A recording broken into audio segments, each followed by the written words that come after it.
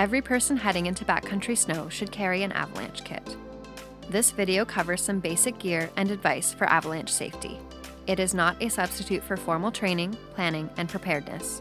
Training courses and other resources are available through Avalanche Canada at www.avalanche.ca.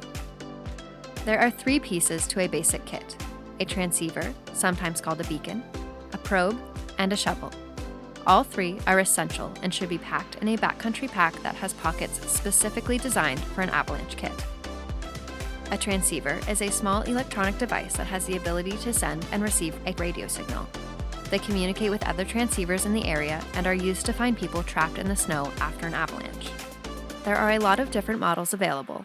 As a general guide, look for 3-antenna digital receivers and avoid older analog models, which are now considered obsolete by Avalanche Canada. Each person in your group needs to wear their transceiver. At the start of every trip, check that everyone's transceiver is working properly in both send and receive modes, and check the battery level. Check the manufacturer's recommendations for the minimum power level and don't go below it. Weather and the type of trip are also factors to consider.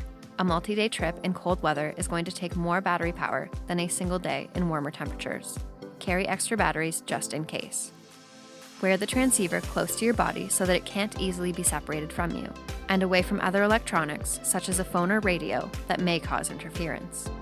Most important of all, make sure every member of your group has switched their transceiver on and set it to send mode before setting off. It should remain switched on for the duration of the trip. Think on at the car, off at the bar. Probes are used to pinpoint someone buried in the snow after you've tracked their general location with the transceiver. They help establish depth of burial, orientation of the victim, and any debris. Probes are made of aluminum or carbon fiber and look like collapsible tent poles. Most poles extend to between 240 and 300 centimeters, but longer models are also available for territories with a deeper snowpack. Do not rely on anything shorter than 240. If you use it a lot, the joints can eventually wear out.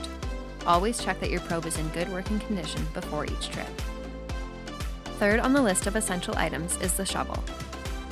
After an avalanche, time is of the essence and effective digging is critical. A tough avalanche snow shovel is a must. Look for a durable metal blade so it won't break in the snow. No plastic shovels. Some models have telescoping handles that extend to give you better leverage when you're digging. Whatever you choose, make sure it fits in your backpack. The transceiver, probe, and shovel are the minimum, but you may want to consider supplementing your kit with an airbag. Airbags, also referred to as avalanche backpacks, help keep wearers close to the surface of an avalanche, while also helping make the wearer visible to others and offering some protection to the head and neck. Airbags need to be deployed by the wearer. Once the trigger has been pulled, the bag is inflated using either a compressed air cartridge or an electric-powered fan and stays inflated for a few minutes. It's important to learn how to use an airbag properly before relying on it in an emergency.